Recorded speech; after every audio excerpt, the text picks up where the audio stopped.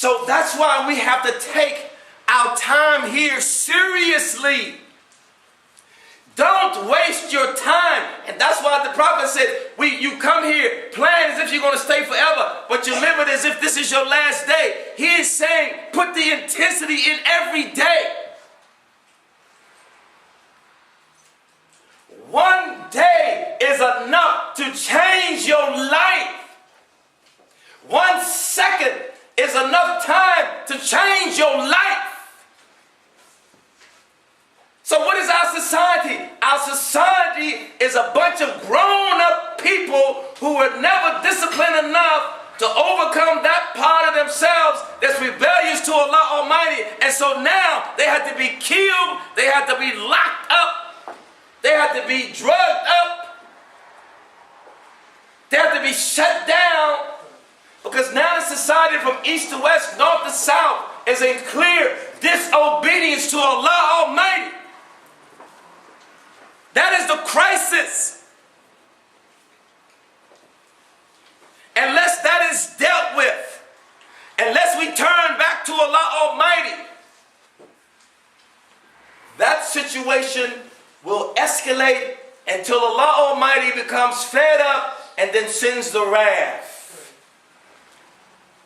Like He sent during the time of Noah alayhi salam, to destroy the people, because Noah was going to the people for 900 years. They still continued to be rebellious to their Lord Almighty by listening to their egos. They was listening to Shaitan saying, don't listen to good advice. Allah Almighty sent countless of prophets to us, to talk to us, to direct us, to correct us, to perfect us.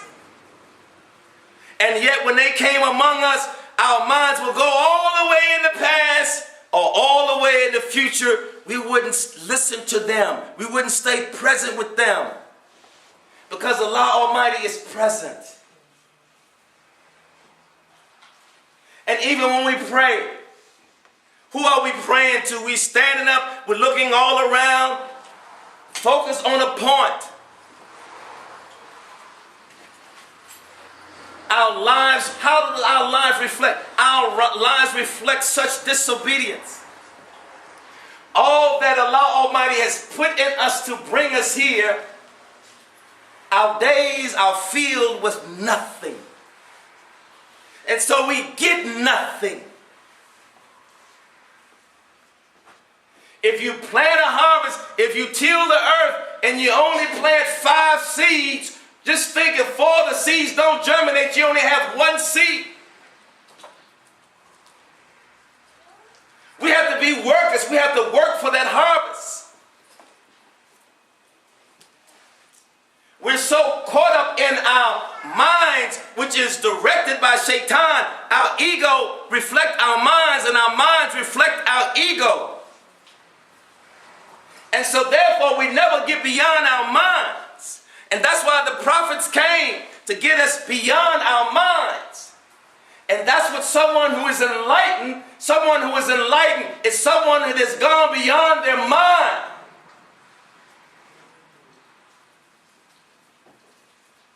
And yet we have no understanding. We don't understand that. When you understand that, then you take seriously your time on earth. This is very serious. We are playing with our soul. We are playing with somebody else's plan that have planned us to be here. We are taking lightly their plan for us. And a sign is that you can not always go along with what is in your mind, because things happen in your life that you have no control over. Everything does not happen when you think it to happen, because there is a will over our will trying to get us to submit to its will, so we may grow up to be the greatest good, so we may be that seed, that apple seed that was planted in fertile ground, that grows up strong and gives fruit to everyone who take part. Or a cherry tree, or a banana vine, or cherry vines, or whatever. Allah programmed it to be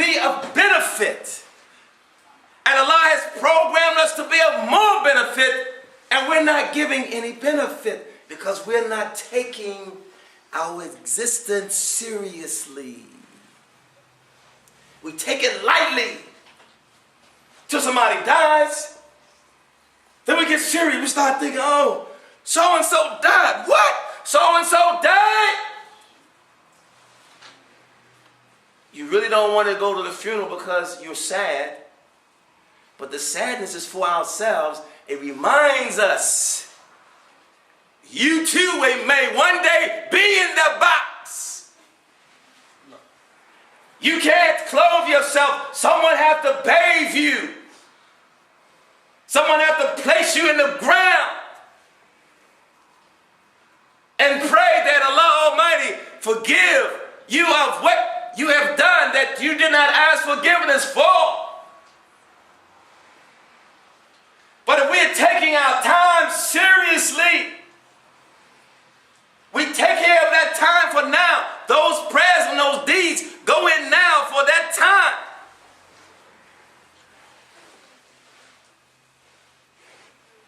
We establish our position in the next life while we're in this life. That's a serious life. If we have the ability to determine our right after leaving this life,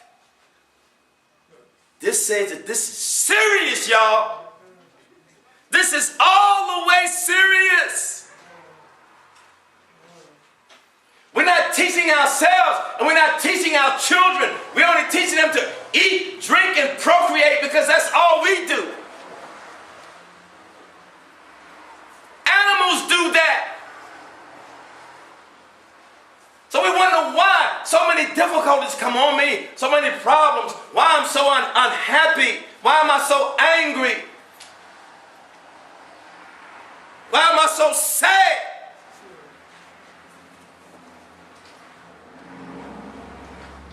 Why I don't have the things that other people have? Because we are listening only to our minds. Allah Almighty says, Bismillahirrahmanirrahim, whoever submits his whole self to Allah and is a doer of good has grasped indeed the most trustworthy handhold, and with Allah rests the end and decision of all affairs. But if any reject faith, let not his rejection grieve thee, because everyone has to return to Allah Almighty.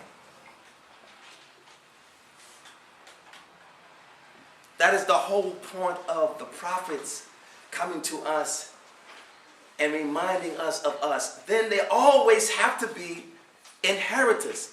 They draw from that same power of the prophets. Why?